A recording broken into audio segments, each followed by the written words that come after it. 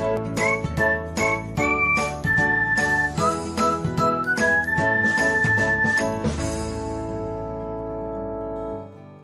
everyone, welcome back to another episode of Technologyglance.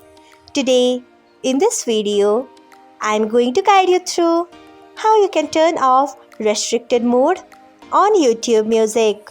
So, let's get started. Firstly, open YouTube Music app in your device. Then tap on profile icon. Next, tap on settings. After that, tap on General. Next, you can see the option of restricted mode. Turn off it by tapping on it. So, this is how you can turn off restricted mode on YouTube Music. Thanks for watching. If you found this guide helpful, we would love it if you hit the thumbs up button below. We upload great new tech tutorials like this one every day. So, do not forget to subscribe to our channel and hit the bell icon so that you'll never miss another update.